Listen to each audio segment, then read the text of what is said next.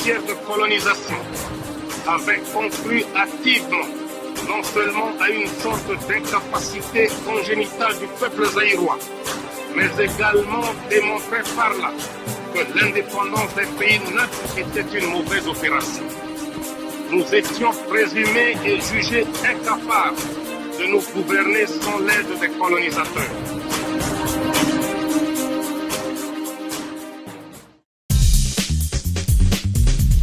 Bienvenue à tous. Aujourd'hui, Kerwin analysera les sujets suivants. Fête des travailleurs, un premier même morose en RD Congo. Futures élections présidentielles en RDC, et si Félix Tshisekedi était le vrai dauphin de Kabila. Bonjour Kerwin. Bonjour à tous et bienvenue à ce numéro de l'analyse. La première mai, Ezaki, fête des travailleurs, ambiance Ezaki Ndeninaki. Ou bien à RDC Nyon. Ambiance ezalaki morose. Pourquoi? Parce que malgré croissance économique, taux de croissance économique, il y a 9%, une bonne partie de la population est en chômage. Et tout ça n'a pas chiffre exact du moment que la statistique est fiable dans le pays. Mais taux de chômage, ils ont tourné autour de 80%. Ce qui fait que 20% de la population, il faut supporter 80% de chômeurs. Et secteur informel est prédominant par rapport au secteur formel. C'est-à-dire, tout le monde se débrouiller. Kende kote kaka na zando, kosala mwa commerce na fleuve, kosala mwa bilanga, kobeta mwa bakop, batouana, kote ka mwa bakarte téléphonique, batouana bazali majoritaire par rapport na batu oyo, bazo sala misalo toyebi na ba domaine moko classique, par exemple, kondo travailler na kati ya ba usine, kondo travailler na administration, na enseignement, na domaine médical, puis voilà. Donc, taux ya chômage eza makasi. 80%. Ce qui fait que fête des travailleurs eza na sens na pays wana te, ezali nango fête ya ba chômeurs plutôt que fête ya ba travailleurs parce que bazali minoritaire. Et d'habitude bazalaki kosala défilé après bakutani bameli masanga et tout ça. Même balo kutu basalaki défilé te. Bayaki na boulevard Triomphal, responsable intersyndical aki a sali discours a rappelé gouvernement ba manquement na ye et ba manquement ezali belé. Et ministre il y a environnement, donc vice-premier ministre et environnement, il y a travail et prévoyance sociale, condisciple Nabiso Willy Makiashi a épé ko sala discours na compte ya gouvernement. Mais il n'y avait pas de défilé. Il y avait raison d'ailleurs que ça qui défilé ça l'a été officiellement bah le bakangote, mais officieusement bah yebi que les caires n'y est pas parce que quoi défilé lorsqu'ils sont impayés, lorsque ceux qui travaillent salaire ezali mouké et puis bah disparité salariale ezali makasi. Bota l'émission tout ça là qui na l'IPDC Strasbourg ou ezali na site na bisomaizo.com. Vous remarquez que entre président na huissier écart il y a salaire pour na huissier à qui sa salaire il y a un mois à président il faut travailler sur 26 ans. Ce n'est pas normal.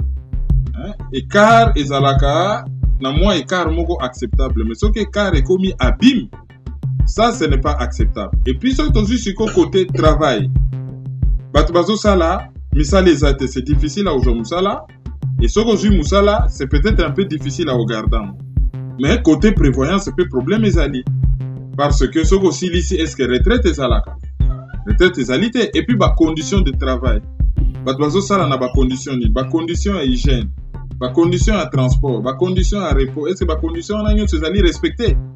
Après, batou bazo vivre situation moko ya colonisation par rapport na bapaya, c'est-à-dire ba libanais, ba libanais bandi en général de tobenga na poto.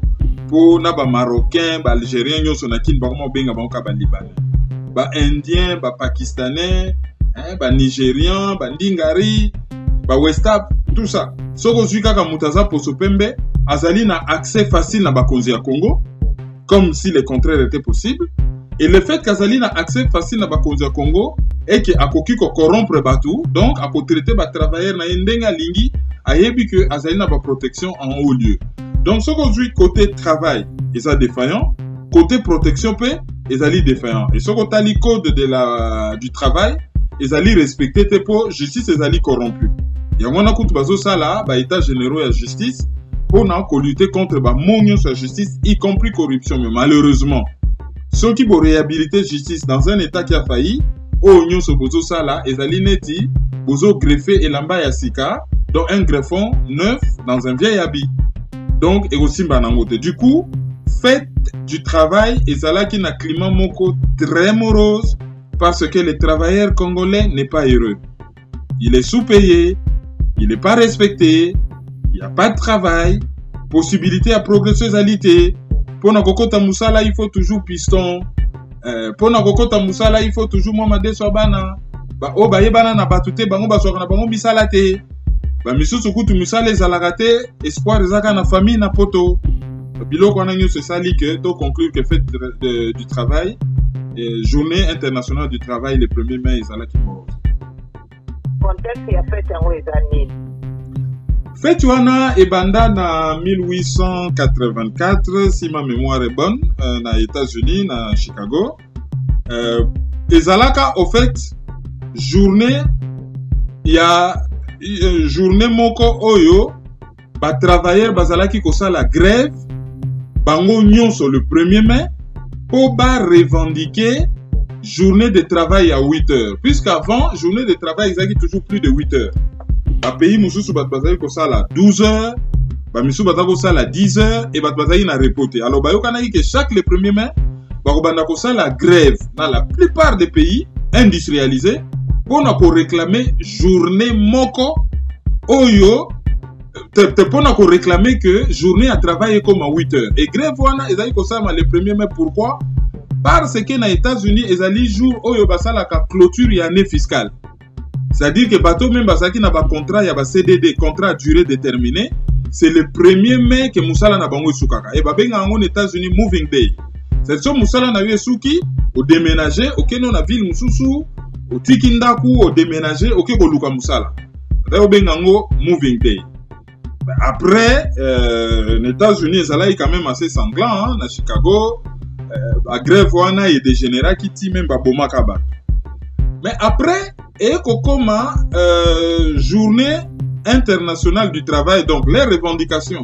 Il y a 8 heures wana kokami, ben kochango journée internationale, fête internationale des travailleurs. Donc ils allaient journée internationale du travail ou fête internationale des travailleurs, hein, c'est la même chose.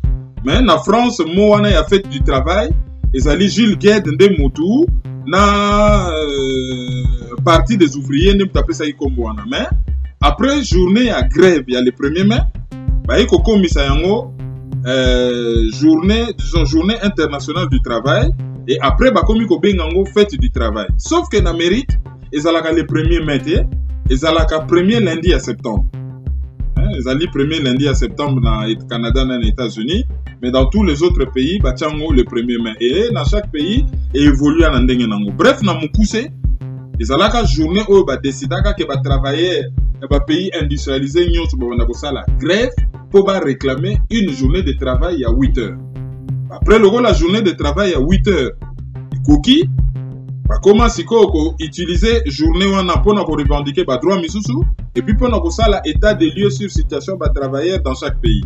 Et baza na mwa ba symbole ami que awa na France bala taka fleur na veste fleur wana po na ville moko fourmi na nord babomaka pe batu lokola na États-Unis et jeune fille o babomaka wana fleur wana symbole ya fleur wana et utaka et pas naie parce que elle avait utilisé cette fleur là.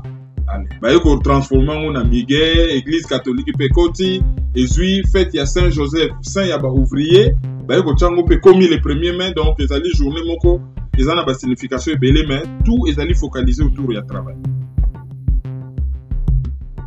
Merci beaucoup. Tout un sujet il y a l'élection au na 2016 na RD Congo. L'hypothèse Oyo il y a Félix Azotala va tourner partout na RDC hypothèse Oyo eza kokima et si Félix Tshisekedi était le vrai dauphin de Kabila. Oza komona sujet Oyo ndenge nini parce que toza un peu la difficulté na concilier Kabila na Tshisekedi. Analyse médane. Voilà, il faut mener raisonnement dans un paradigme moko un peu différent dans ba auto saki nangokala.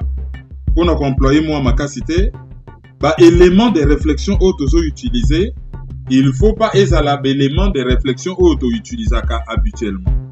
Parce que schéma ezo apparaître très simplement que Kabila alingi ko quitter pouvoir te azo utiliser pour na yango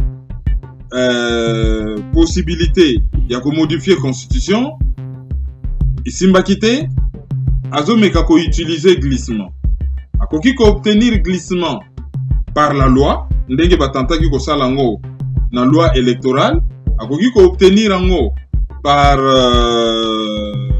ndenge basali makambo ya ba province ko komisa 26 provinces akoki ko obtenir ngo par une guerre civile n'importe où au pays à l'est pour n'a pas proclamer état d'urgence ils ont la possibilité belé akoki ko atteindre glissement mais akoki peut ko utiliser système ya Poutine Medvedev c'est-à-dire ache pantin naye ou marionnette naye na pouvoir yazo diriger nase comme ça soki mandat moko eleki ya yeko zonga wana pe ezali possibilité mba possibilité wana nyonso ezali trop évident et ezali pe trop visible. Or bango na PPRD bazali na ba think tanks ba groupe de réflexion oyo bazo réfléchir butuna moi po na ba arranger situation wana et ba groupe de réflexion wana ba koki ko bimisela batu eloko moko oyo koki ko surprendre mukili mobimba et les Congolais n'y verront que du feu. Alors, une des hypothèses qui circule, c'est quoi? Il ne faut pas tout considérer Kabila n'a pas perdu. Il faut tout considérer AFDEL. Aux autres lobby, Kabila peut perdre. Du coup, ba parti misusu e bibi belé na kin o basali na opposition d'accompagnement. Ba ko bimaneti ba vrais opposants. Mais ce qu'on remettre en perspective, au tchema kam nyonso na kati ya famille PPRD, pardon, AFDEL, okomona ke naba oyo baza na pouvoir, naba oyo baza na position d'accompagnement, mingi ba uti na même famille, baza na banka na famille ya PPRD, baza na ba divergence de fonté, bazali kaka na quelques différences ya point de vue sur le plan forme. Hein, ezali mo ba divergence moko conjoncturelle, mais ezali ba divergence moko structurelle te ya fond.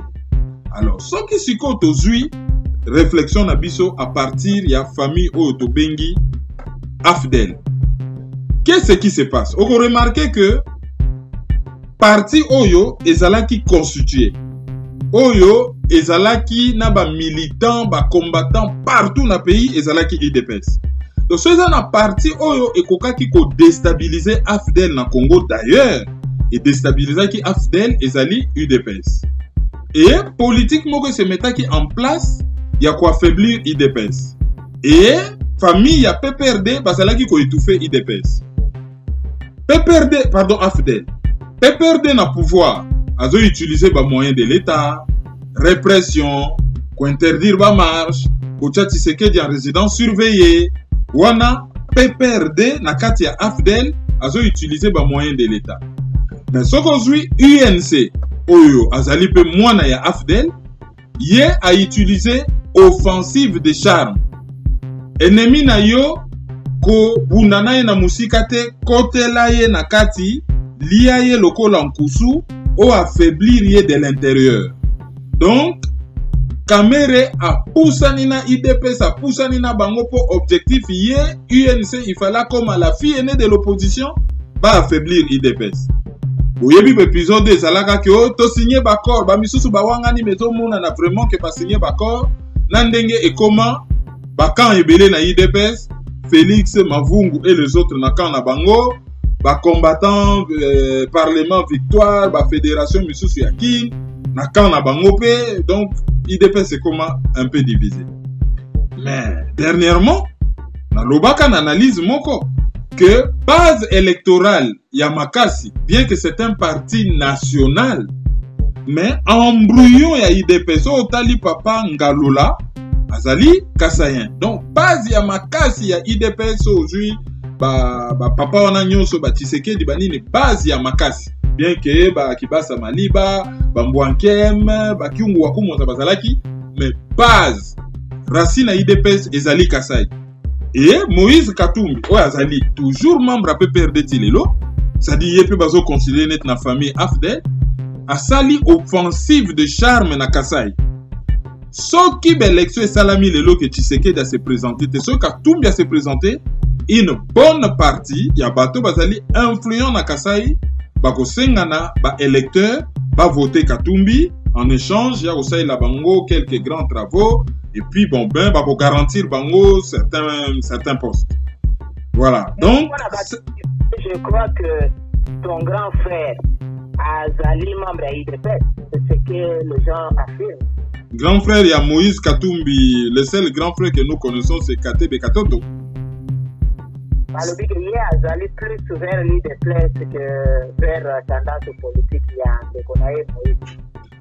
Oui, mais toujours est-il que, quelle que soit place où il y a Azali, que je n'ai pas encore vérifié, toujours est-il que Moïse Katumbi en sous-bassement a ça la offensive des charmes envers électorat base ya UDPS Oyo ezali na Kasai, Oyo ezali la plus influente, Oyo ezali la plus homogène et Oyo quelque part ceux qui même UDPS ceux qui s'est disloqué hein moi base o musisa Oyo kotikala ekozala musisa Oyo ya base électorale ya Kasai Oyo ezali ko faire objet ya offensive de charme côté à Moïse Katumbi. Donc on remarque que famille AFDEL est étouffée IDPS et Zanakodinda. Alors, qu'est-ce qui se passe? Les lois, vous avez remarqué que la manifestation et la bataille sont réellement contre le pouvoir et souvent difficile dans le Congo et généralement interdite.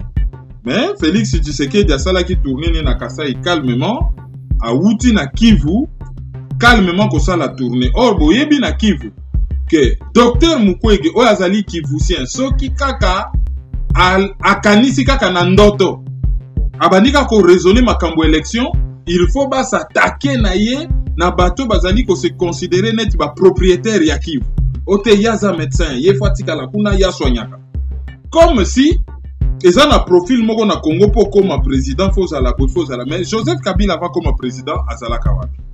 C'est ça la question qu'on a en droit de se poser. Alors bato o nyonso et je nakake Dr Mukwege a betata lisolo ya politique. Mais curieusement, bazali genete, ce qui Félix a beta lisolo ya politique, y compris na Kivu. Alors, l'hypothèse qui circule, je parle bien d'hypothèse, ezali que ce qui Kabila azali coincé, a koki ko proposer Moutou Félix Tshisekedi azala dauphin na ye. Comment? Azana profil. C'est-à-dire à part militantisme na IDPS à Mati Bechelon nyonso bana na cellule ti na sous-secrétariat national azali na expérience professionnelle te c'est-à-dire que asali na no politique te o c'est-à-dire na poste moko politique à part na kati ya IDPS et bango balingaka batandenge wana oyo bango bakoki ko contrôler facilement rapprochement moko za na kosalama d'ailleurs les deux ont enregistré analyse lelo émissaire moko ya Joseph Kabila azalaki na limité na IDPS akende ko transmettre message pendant que IDPS elle mavungu balobi que c'est Tshisekedi qui signe mais batumi bazo protester balobi eza yete bazo démontrer que ça li faux donc on ne sait pas si c'est Tshisekedi qui signe des documents mais elle mavungu est commis elle moko dialoguiste c'est-à-dire bazali prêt ya kokende na dialogue na Kabila. Alors ce qui hypothèse va proposer Félix Tshisekedi comme dauphin, il y a Joseph Kabila. Raison ni va évoquer. Balobi d'abord, c'est une façon de rendre justice au père. Voilà qui est l'élection en 2011. Ce qui moana ayewana, c'est une façon pour rendre justice. Un Tshisekedi peut en cacher un autre. Donc, c'est un Tshisekedi qui remplace, va rendre justice. Congolais, bondi mamwana, c'est l'image du père. Bakoki na bango kondi. Ensuite, Félix Tshisekedi azali na deuxième critère. Premier critère, c'est-à-dire azali politiquement gênanté. Azali na très forte personnalité politique pour gêner bato PPR. Deuxième chose, azali mwana ya Tshisekedi oyo azalaka victime ya fraude électorale ya 2011. Troisième critère, Félix Tshisekedi mwasi na ye azali originaire ya Est. Na Congo et comme critère moko quand même pas officiel mais officieux oyo comme na poids moko géostratégique moko ya munene. Donc mwasi na ye azali mutu ya Est.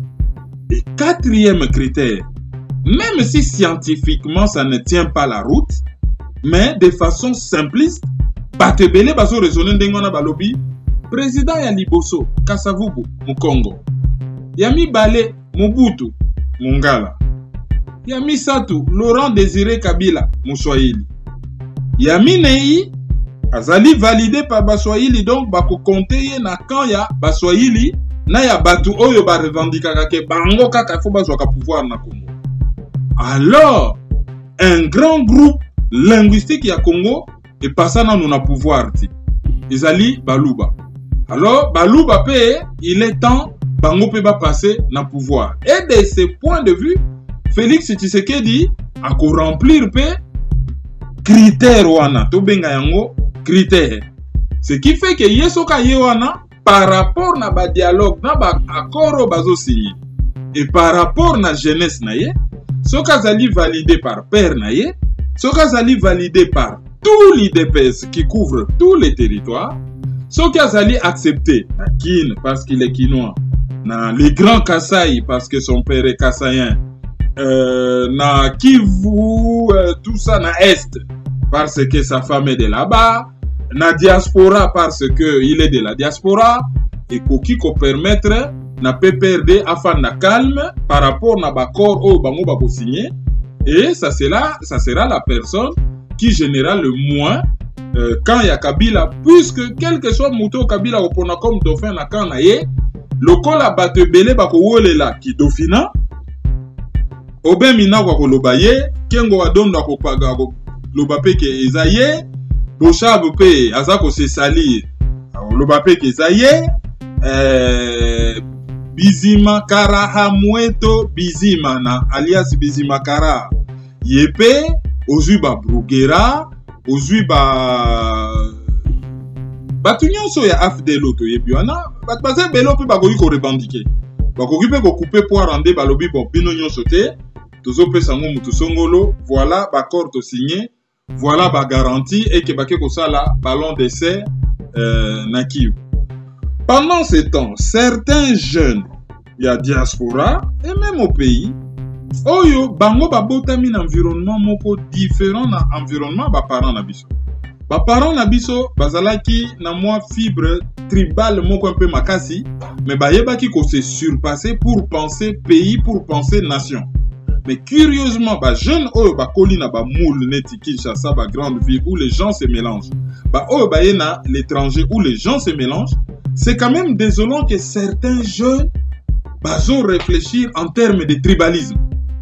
C'est-à-dire, bokoki ko raisonner makamambo ka congolais le bosisi ko raisonner congolais na moi, ye na butu abengi lisusu groupe moko, alobi non, à part ki congolais tozali nanu originaire ya point tel, batakatanga basi balobaki ou ko tour yenu, donc tour na biso ko piye mboka, sikoyo il est tempé biso peto loba bon oyo pe tour na biso.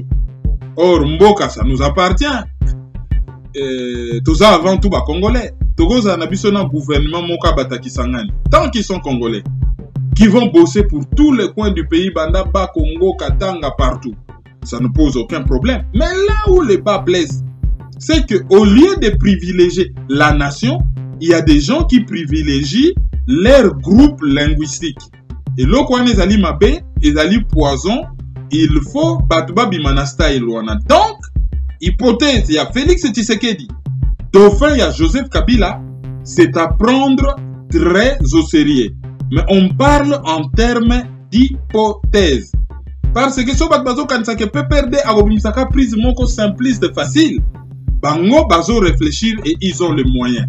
Bakoki kobimisa eloko moko supérieur compliqué, négociation politique et ça mana CCP bakamwe bah eko bimise appelé loko moko boye et puis bah kamoya parce qu'il s'est passé quand même beaucoup de choses. Makambo nyonso ezo sala ma mikolo yo tout est lié. Retour à certains combattants là qui tourné à Félix Tshisekedi à l'est. Makambo ezo le kamikolo en Afrique du Sud na Roger Lumbala. Moi ba négociation secrète ezo sala entre quand Joseph Kabila na IDPS. Ils ont sous secrète pour les lots. L'air kaka émissaire à qui n'a limité. Roger Moussa a publié en premier sur Facebook. Après, il y a la télé 50. Donc, il y a des choses qui se font. Il faut juste que base à la vigilance, base à la dénonce de la farce. Heureusement, que la diaspora, ils ont battu, mais sous peut baser raisonner n'engé mususu, que va faire déjouer ba calcul ou nyonso. Et d'un point de vue, je pense que on a divers. Christian Malanga, il a son mot à dire là-dessus, mais on a divers.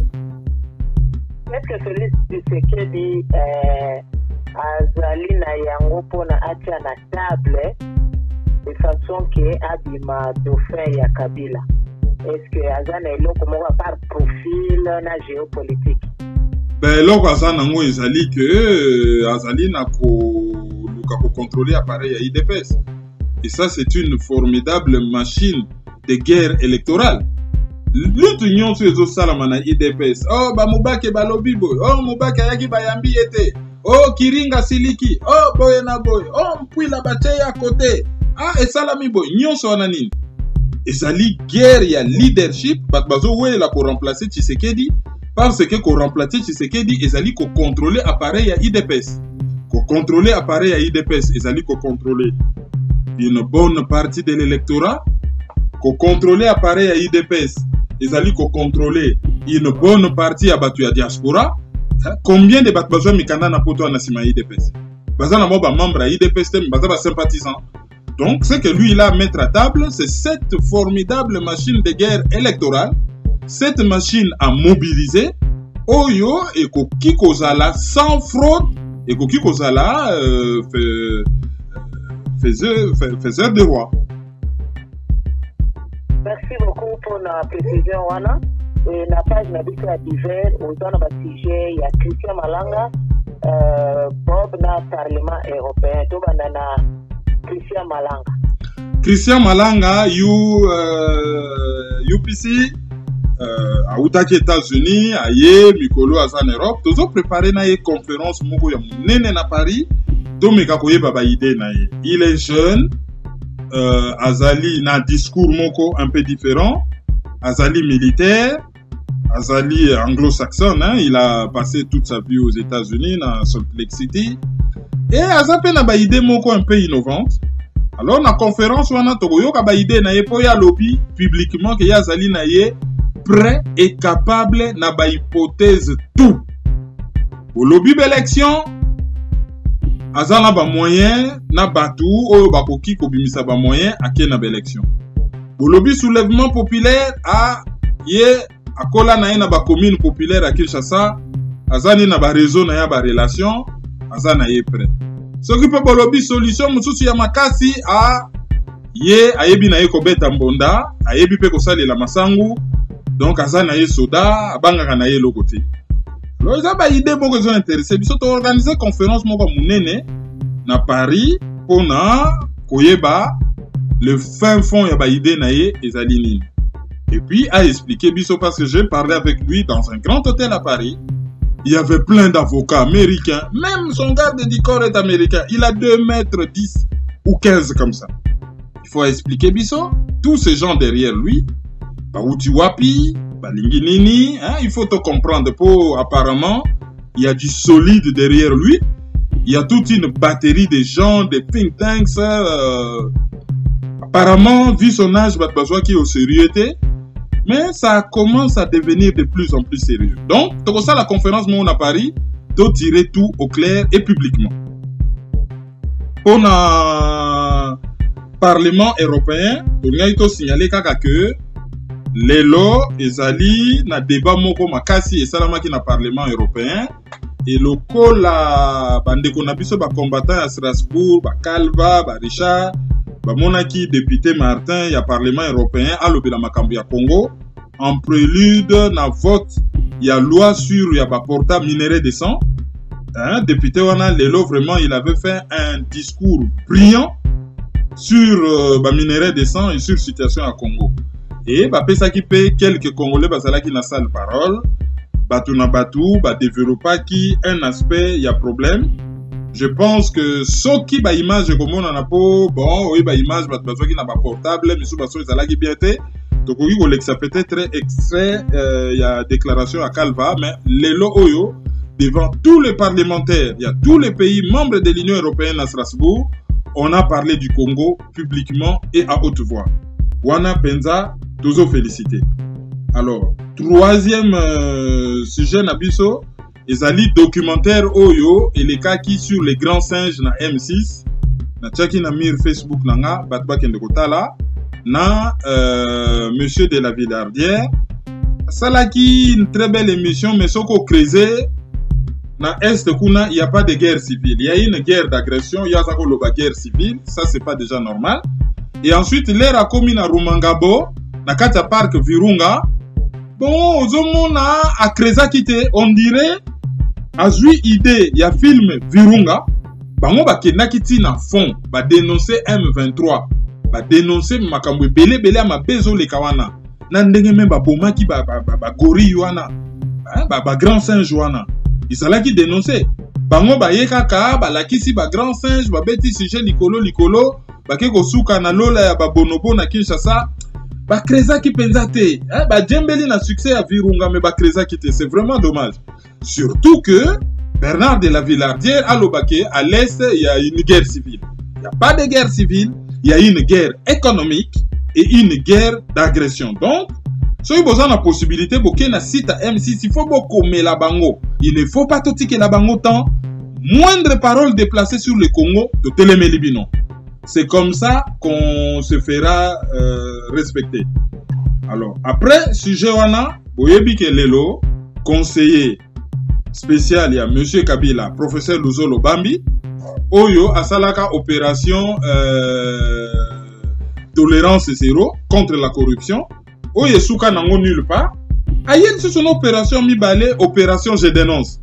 Ça dit que soko yebi mutu azwaka kop tinda mail na boîte mail je dénonce @gmail.com. Oui, ça c'est bien, délation. Faut dénoncer. Pourquoi faut dénoncer pe ba innocent. Ouele li mwasi na mutu o dénoncer ye. Le temps que banquette ça la maka tout ça, ils ont occupé. Bato ba koyi ko ça la banquette. Banqueteur en groupe basali et belete. Pendant ce temps, Batimisus baso les cas à travers les mailles du filet. Ensuite, corruption. Est-ce que Bakoki peut dénoncer pour te comprendre gâté? Balobaki que Joseph Kabila a 15 milliards de dollars à l'étranger. Azwaka yango wapi. Na salaire na à 26 000 dollars. Ce qui 46 000, je sais plus combien qu'il touche là. Mais ali une émission tout ça là qui est ali na maizo.com. Na batali PDC kaka salaire wana soki s'avéré kaza na mbongo wana libanda kaka salaire wana nde mu te permettre ça na mbongo wana. Alors tango ba soupçonnaka PPRD ke apesaka ba parlementaire mbongo pour ba voter na sens ya d'intérêt à PPRD. Est-ce que ba ko dénoncer ba soki salami soki s'avéré? Est-ce que ba ko dénoncer ba pratique wana ba suivre kozala? Et a expliqué Bisso pourquoi opération tolérance zéro toutes ces années et marchaté et l'on dit na sikaye nango oye ko marché. Moi je pense que tout ça ils allaient nango kaka pouvoir les alliés illégitimes et kende pouvoir moko légitime ya et reconstruire l'état et reconstruire le système judiciaire. La peur de l'épée de Damoclès et la justice ce que ça na mitou ya batu bako kima corruption. Tu as vu que corruption zéro ils allaient impossible. Mais bakoki ko réduire à mon abato moko acceptable. Et pour na kosuki ça, nous avons des sujets. Na pesa qui interview et pas ya Coralie Kenge, na Coralie Kenge show, hein, et vous allez na site na bango l'un de ces 4 matins. Ceux qui interview on les allés publier to pro ça qui situation à Congo, toujours qui ba aspect belé, ceux qui interview on les allés publier. Bokomon nango na Coralie Kenge show et puis na maizo.com. Pour na kosuki ça, nazo informé bino que combattant Bob ayebani makasi na Facebook to benga kaye Bob Congo. Bob ayebani makasi Bob Lukasi a perdre maman nae depuis le lot aux Ali le 3 donc a perdre maman nae depuis le 1er mai na Compiègne et Matanga ekozala na région parisienne. Donc bokende na mur Facebook na ye ou bozela ba communiqué officiel pour assister. C'est quelqu'un qui est très investi dans Makamba Congo et il a perdu sa mère. Nous lui présentons nos condoléances les plus attristées et pour assister de telle sorte que douleur ezalaye un peu moindre. L'auditeur du jour? L'auditeur du jour d'aujourd'hui, il y en a deux. C'est Patrick Madioko, na Johannesburg, et puis Alexis Makaba, na Bilbao, na Espagne. Merci beaucoup, Kevin. Au revoir. Au revoir et pour Nagobenga Biso 0033 758 469 414. 0033 758 469 414. Merci. Ndenge bozo landa biso na maizo.com et puis na ba site nyonso oyo bazo relayer émission. Ba oyo balingi ba continuer ba débat, ba sala yango soit na site, soit ba kei na groupe Facebook les amis de Maizo. Merci na Paul Kimpolo, na Reims ndenge o créer biso groupe wana, ozali un des administrateurs d'ailleurs. Donc ba débat misusu panafricain et ben na kosala na groupe Facebook wana, donc bon rejoindre yango en masse. Joyeux anniversaire na mademoiselle Emmanuel Kabokolo. Emmanuel Kabokolo afandaka na Paris mais azo fêter anniversaire na ye na Canada auprès ya papa na ye. Azali petite fille ya un ancien grand joueur ya équipe ya football ya Kikwit. Vutuka donc ba vert et noir reposaki makila. Ba balataka rouge jaune et Vutuka balataka vert noir. Donc papa na yo koko na yo Kabokolo azalaka grand joueur et j'espère que okosala honneur na famille. Pour famille na bino eza quand même famille munene. Peut-être que okokoma médecin lokola oncle na yo Blaise. Merci mingi, bonne journée. Au revoir. Au revoir.